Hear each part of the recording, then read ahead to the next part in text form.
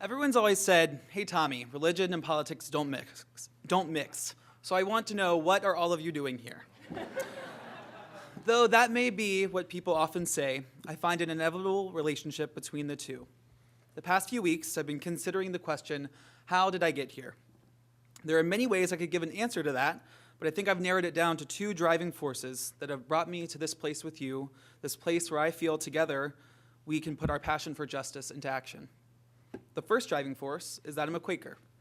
I grew up in Greensboro, North Carolina, right around the corner from Guilford College, and I come from a really big family, a family of 6 children. I'm number 5.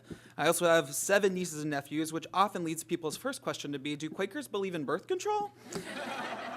Though my family is quite large in number, I cherish the loud, imperfect, crazy lot of them, as well as my brother Joe probably does too.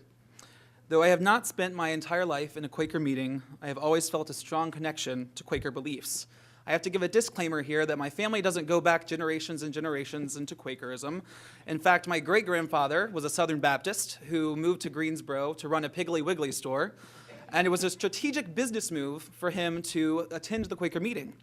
So Piggly Wiggly has brought me here to you tonight.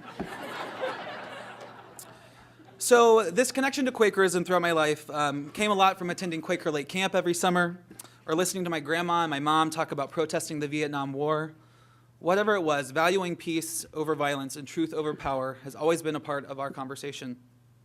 I learned stories about the history of Friends' commitment to social justice and being a voice for the voiceless, which I think was what eventually led me back to Quaker meeting as a teenager. At the age of 14, I came out to my family as gay. I'm here to say that I am blessed with an incredibly supportive family who accepted what they had already assumed with open arms. Unfortunately, our church at the time was not as accepting, and as a 14-year-old who was very engaged with the life of the church as a big part of my life, it really broke my heart. Eventually, at the age of 16, I first visited First Friends meeting in Greensboro.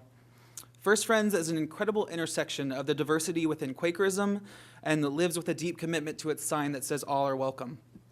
They welcomed me with open arms and affirmed that not only could I be openly gay, but I could also be a Christian. This new understanding of who I was, along with the support of a faith community, encouraged me to move through high school and college confidently.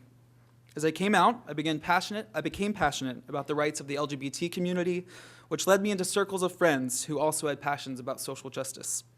I began to see the connection between so many issues and believed, and still believe, that engaging in the political process is a key step to healing those issues. In college, I majored in political science and focused on American politics, which led me to the opportunity to do a summer internship in Washington. As you heard, I spent that summer with FCNL, and I am so glad that I did. That experience showed me how to dream big and act realistically, how to celebrate the small stuff, because we all know world peace is not happening overnight, and also how to remain hopeful in the face of incredible cynicism. Staff like Kate Gould, who you have all gotten to hear a lot of the past couple days, is a constant source of hope and positivity. And it's because of staff like Kate that I knew I had to come back to Washington and back to FCNL. And now I'm back, working on religion and politics. And I think that it's inevitable when we immerse ourselves in a community of faith that we find paths towards justice and truth and wanting ways to seek that. My job now is to help young adults find their way to FCNL, and I couldn't be more excited. I'm positive that others will have the same transformative experience that FCNL gave me, and whether they come to work in Washington or not, they will learn that their voice matters. I want to thank you all for the incredible sense of community that you've provided the past few days and the huge boost of energy that you've given to my work.